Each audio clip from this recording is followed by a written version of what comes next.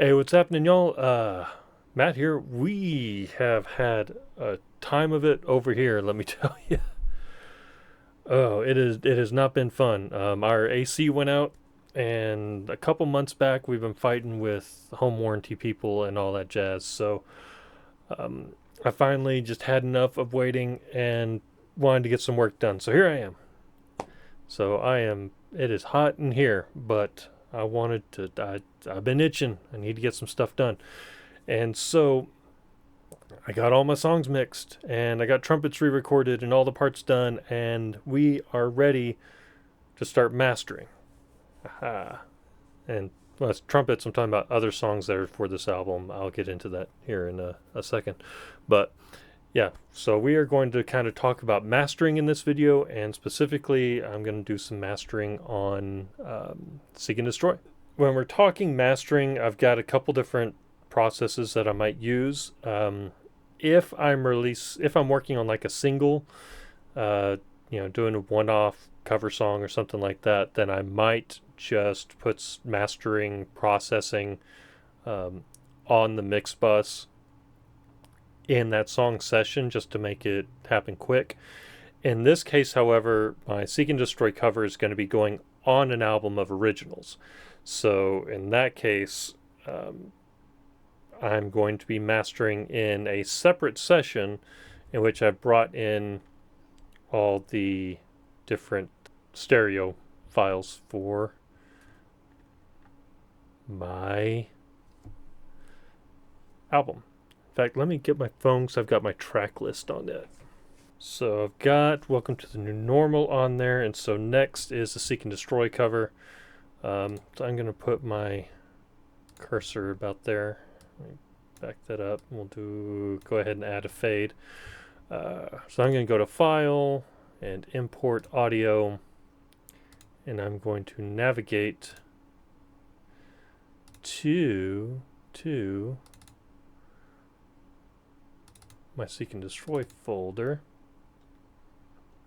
and find my mix that matches what I have up in my Google folder. Yeah, actually, let me remove that. Okay.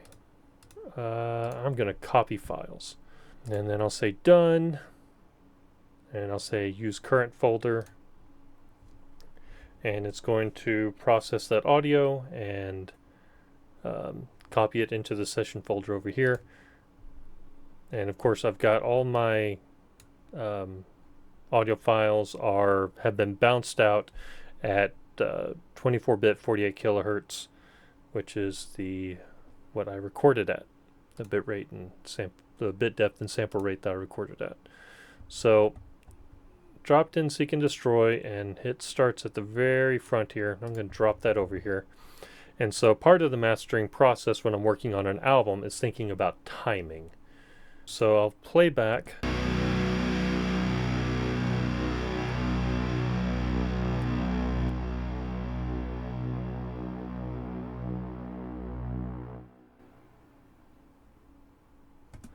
Okay, and I'll note when the silence actually begins.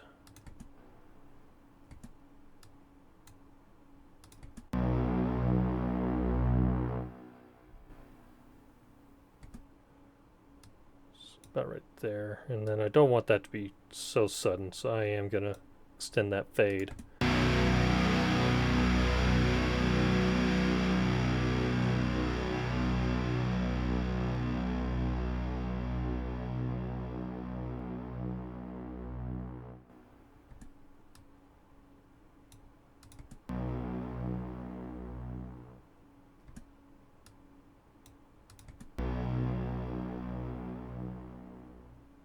There we go, that's a little better.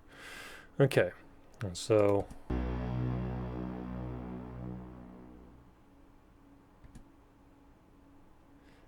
might a little more.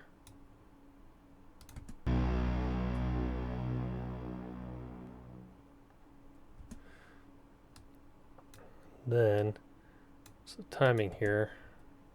What?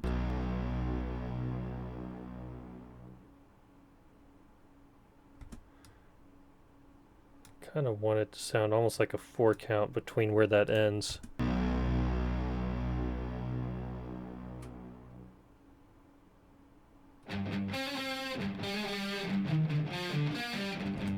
That's good. And so then I'll find a spot kind of in between those right there. About like that. And then we can put this right there. Now put a marker. I'm going to say marker 10, track 10, start.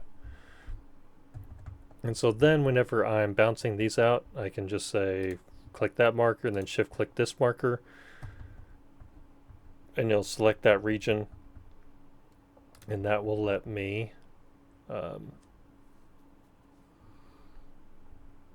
bounce these out at exactly the right length and have my timing just how I want it. Alright, and so that's with that, and I've got a couple more tracks, and I will do the same process of importing them and putting them sequentially after this. I think I've got 3 more. Let me look at my list.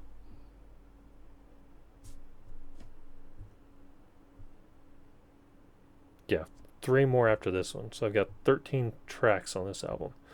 Anyway, so with that done, let me switch over to my mix window, and I'm going to set this to go to my submaster, which all I'm doing on the submaster is insight. I can use that to kind of check LUFS and all that stuff if I want to, but I shouldn't really need to. I am going to go ahead and create a couple stereo master faders.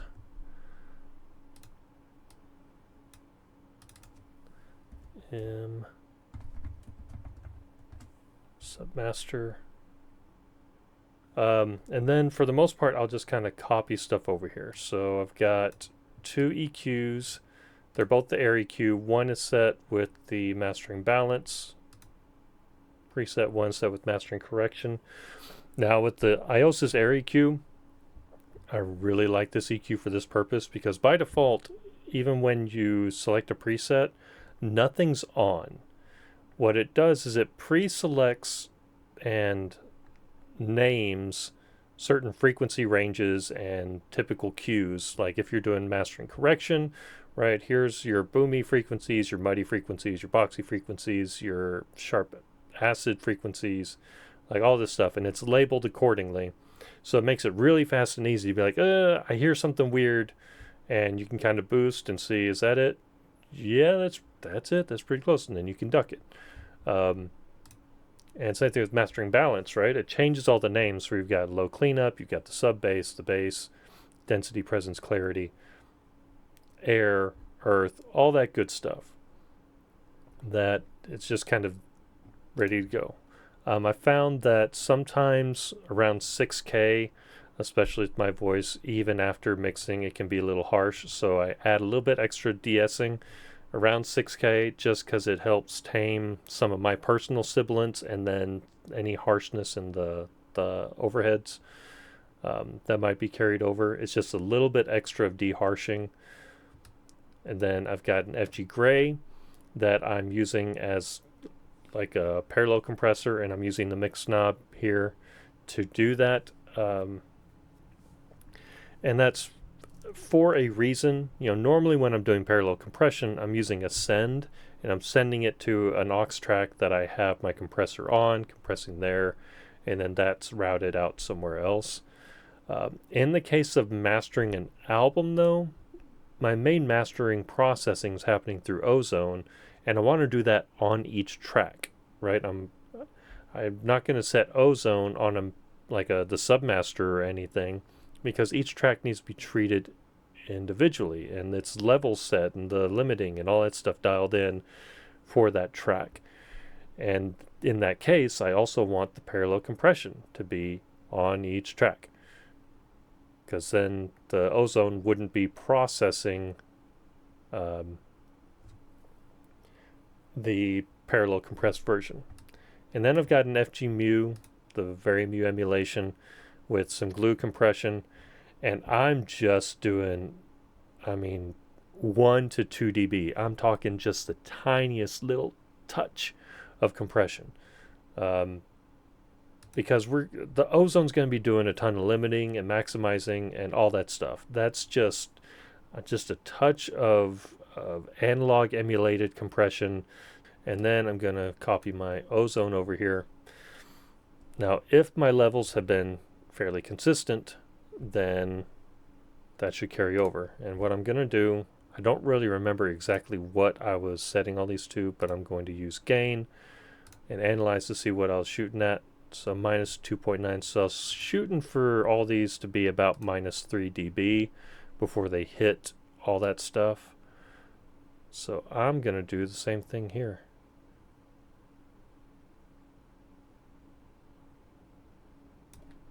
And I'll use clip gain to get that to about minus 3 dB as my starting point. Okay. And then what I need to do is I need to find the loudest part of this track, because I'm going to use some of Ozone's automated stuff. Now this track is pretty consistent overall, so I can just kind of pick what looks visually to be the loudest and go to Ozone.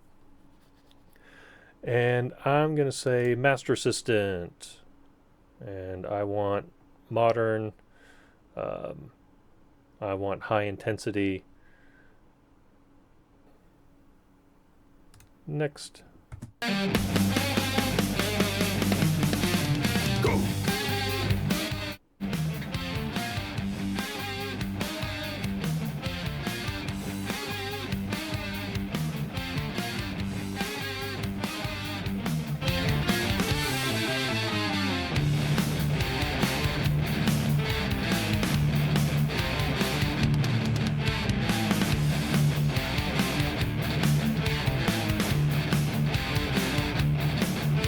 My brain is on fire with the feeling to kill, and it won't go away until my dreams are fulfilled. Okay, so then there's a couple things I'm going to do. I'm actually going to increase that ceiling 0.5. I do want my threshold set to get me 11 LUFS. Now you look at there's White Sea Studios got a video on his experimentation with this, where he compared like the AI mastering suites and all that stuff, and tested, uploading things to streaming services. And when they say, mix for or master for minus 14 LUFS and a ceiling of -1, and how that actually translates real world. And you can go, I'll see if I can find his video and link it in the description so you can go see what he has to say. But basically it's that we don't have to worry about that as much, because basically what that means is if we exceed their target loudness, then they will just turn it down, the streaming services. But if we are below it, they're not going to turn it up. Basically, that's how I understood it. So I'm actually okay with exceeding and kind of splitting the difference between where you would want things to be LUFS and peak-wise for CDs versus what you would want for streaming. So that minus 0.5. And I'll just kind of look at things and see what they've got going for dynamic EQ. Usually I don't have to mess with this too much, except for I might check their equalizer. Sometimes I like what they do, sometimes I don't, and I undo things and go back to my air EQ to make those adjustments. Go.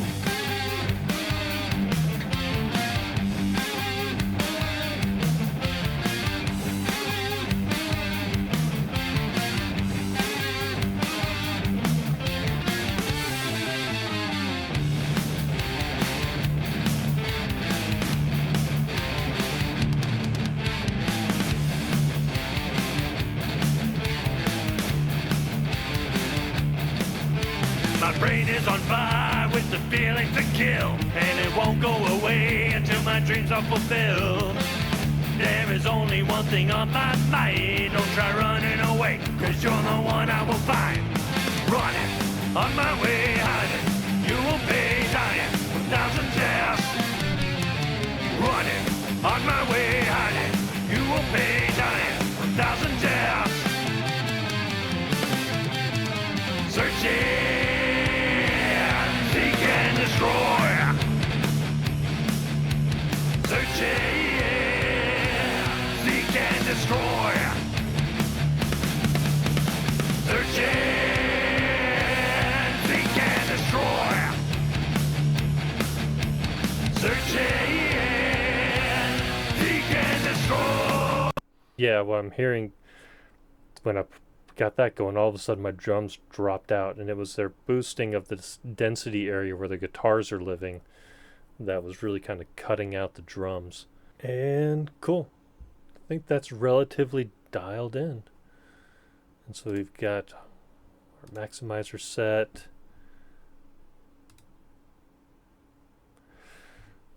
And I'm trying to think what else I could do.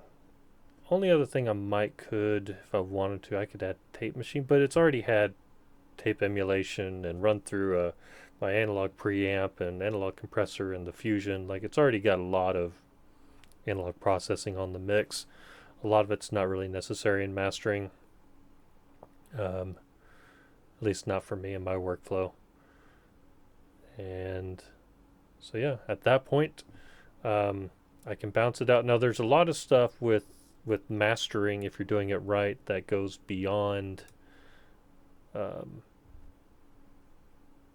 just getting the levels right. And let me import the next track, which, let's see what it is. What is the next track? The next track is Welcome Home Redo. Those files, and we are on version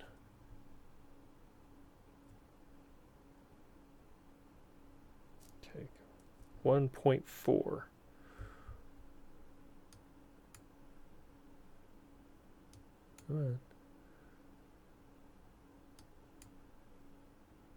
That one. Copy files. Done. Use current folder.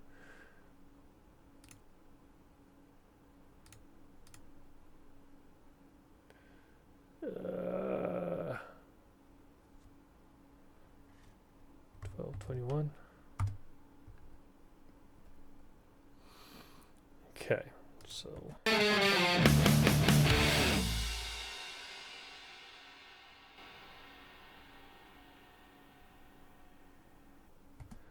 those symbols fade out for a while, don't they? All right, let's shorten that up a little bit.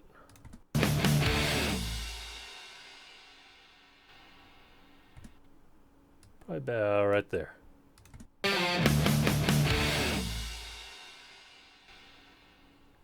Yeah, that's good. All right.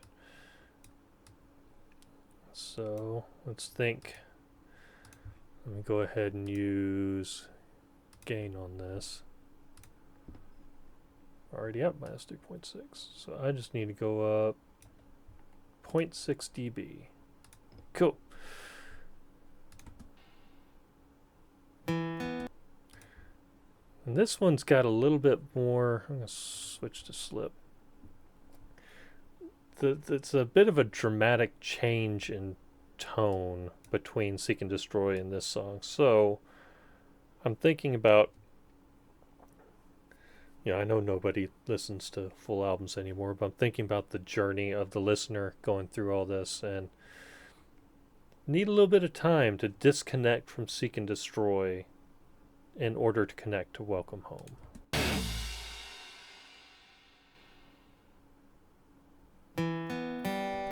Maybe even a little bit longer than that. About right there, we'll try.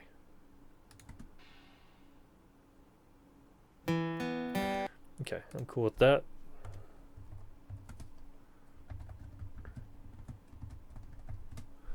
Okay. So now with that, I can go boop, to boop, and we'll go and we'll say bounce mix. So here's where we are going to start on some admin stuff, right? Now, trying to think how to talk about this. So I typically do several different bounces for each song. So, and I just want it to be the name of the thing. If I'm working on the mastering, like I am now, I'll put MSTR 1.0. So that tells me where I'm at. So if I need to come in and make an adjustments, I can bounce out a new one and leave the original track, or the track that I bounced out in place. And then go listen to it in other places, listen to it in the car, etc., until I'm perfectly happy with it. Okay, and I'll leave that at 24-bit 48K because Google and everything can support that. And that's probably what I'll end up uploading to streaming services anyway, so that then it can go on the high fidelity services, right? I'm wondering, because I don't know that I'm 100% happy with how low the drums are, but I'm wondering if I turn up the parallel compression. Yeah,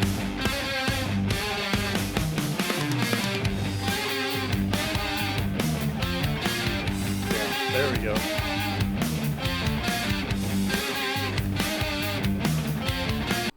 Cool. I'm happier with that. And that's so another thing about mastering, doing this phase. Like I'm not doing a lot with these just because I mixed it, so everything is kind of working the way I want it to. But if you send this to a dedicated mastering engineer, they can get a little bit creative with this. They could do things like, maybe automate a fade down and then like in a transition point, you have the level dip just a little bit, then come up sharply before a chorus. There's some different things you can do in the mastering phase to add some excitement and energy and make the track even better after the mixing phase. And then another important thing is to have communication with your mastering engineer so that, if there's something that needs to go back to a mix, then it can go back to the mix. If things are good, then you can just rock and roll. But sometimes you get to this point and you go, hey, well, that lead vocal is actually really harsh. I need to go back to the mix to dial back the 6K because if in the case I had to do that with stand is really where I started messing with the de-esser and stuff. But luckily, 6K overall on the song was a little bit high. So when I ducked that using an EQ, it actually brought the track about where it needed to be. However, sometimes maybe doing that makes the guitars too dark or something like that, and then you got to go back to the mix in order to fix those issues. But you can do a lot in mastering, but a lot of mastering just depends on the mastering engineer. Some mastering engineers get into the nitty gritty like that and get kind of creative with the work. A lot of mastering engineers my job is to make it louder and make sure that all the correct metadata is available. And that's what they do. So you have to be and have good communication with your mastering engineer. Make sure you're sending them what they need when they need it, and know what that particular mastering engineer does, how they prefer to work, and cool. And that's the bounce done. All right. And so with that bounce done, now, I'd go and I would listen to this through the VSX system. I would listen to it through my earbuds. I'd go listen to it in the car, make all any changes or anything that I'm hearing that needs to be done, and I would keep going through until I got to whatever version I was finally happy with. And then I would go ahead and switch back, because I know, me personally, I'm going to make CDs out of this.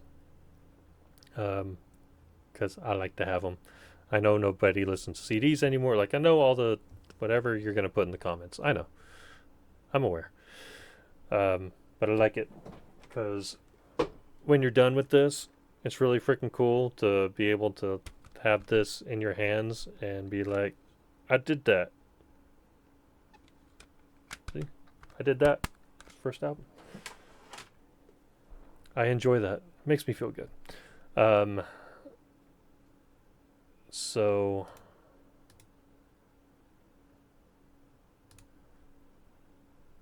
we'll change that to 16-bit 44.1. And a lot of times what I'll do,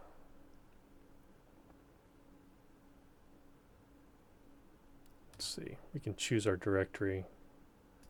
And so I'll create a new folder in here, and I should have done this with the first one.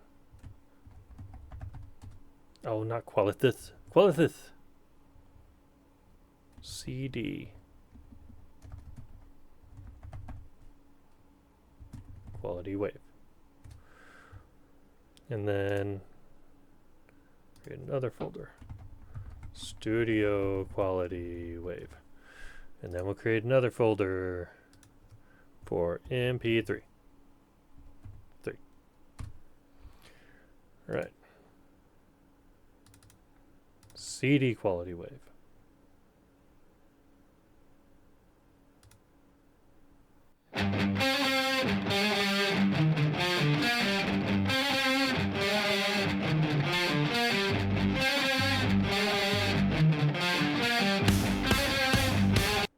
Now, before we bounce out to CD quality audio, we are going to be reducing the bit depth in order to do this because CDs do 16-bit and 44.1 kilohertz audio. And in audio school, when learning about mastering, we went through a whole thing about dithering, what it is. If you're not familiar, it's a low level of noise that gets introduced by your mastering processor or whatever into the signal of your audio file so that when those bits get cut to reduce from 24 down to 16, it's the bits used for the noise that get cut instead of the bits used to describe your audio. That's the whole purpose of it. So I can turn on dither. If I'm being completely honest, the standard bounce out procedure in Pro Tools, reducing bit depth, and in most DAWs is good enough that you probably won't notice if you don't manually dither. And if you're going to be going back and forth between CD quality, studio quality, MP3, all that stuff, and you're not going to remember to come in here and turn dither off if you're not reducing your bit depth, then you might be better off not worrying about it. But if you're at that stage where you can safely start bouncing out all of your files at CD quality, it's not a bad idea to control that yourself and set it up how you want it. And so then after that, bouncing down to CD quality, we would bounce again, and this time we would move to MP3. Now there is, if you're bouncing out a wave, you can add an MP3, right? Or you can do AIFF, whatever. And you can add an MP3.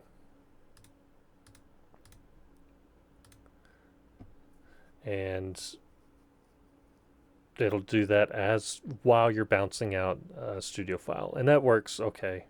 There's nothing wrong with doing that and saving a step. However, sometimes it's not a bad idea to do a separate MP3, right? And they can go to MP3, use current folder. Now the difference with MP3s is then you get options. So we get to say encoding quality or bit rate, say what type of tags we're going to use, And then we can go and we can put in some metadata.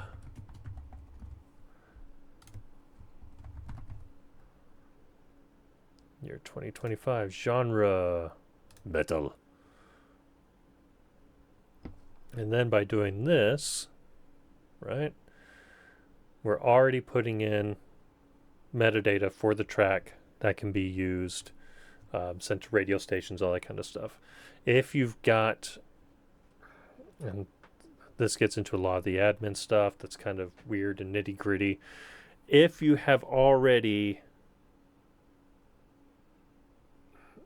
I'm trying to think of the words here. If you've already purchased like ISRC codes and that kind of stuff, it's a good idea to add those into the comment section of the MP3, because radio stations and whether online or terrestrial look for that, and they have to have it in order to play your track. So you want to make sure that your comment section has all the relevant material that would be needed. That's part of this process. Now, if you're like most of us and you're mastering your tracks, or you're sending it to be mastered as part of the production process, and you're not actually going to have all that because that gets added at release, then what you can do is your distributor is going to add all that information and get that to the streaming services and everything as they're going through the process of submitting it, right? So then after that's done, you can go in and look up all that information and then come back and right click on the MP3 file and start adding that information in. So that's a lot of stuff that is honestly even kind of fuzzy for me. I know that it exists. I know that it's a problem. I know it's something I need to deal with. It's not always something that I know how to do all the time, just when I need to. Some of these things are issues that I have to kind of start looking up once I get into them. But that's the deal. So bounce all those out. But before I do that, I need to finish on the rest of this and then start bouncing out tracks. And yes, that's going to involve me listening to basically the entire album at least 3 times. But I might do offline bounce at this stage, especially for the studio quality stuff, just to get through it fast. The offline bounce is fairly good and stable. Before I do my final bounce, I will make sure that I'm not using offline bounce, and I'm actually listening through to everything. Then I can catch any errors that happen to be coming up, and it tends to be a little bit more stable. All right, we're going to call that all for this video on mastering, and I'm going to finish mastering this album. And then I get to move on to finishing up the artwork and getting all the admin stuff ready to rock and roll. And then it'll be a question of if I'm actually going to shoot a video for this one or not. And if I'm going to shoot a video for this track, am I going to shoot a video about making the video? I'm not sure yet, but we will find out. Anyway, thanks for tuning in. Thanks for hanging out. I hope this was informative, or at least somewhat entertaining. And yeah, thanks. You're awesome. Appreciate you. And have a good one.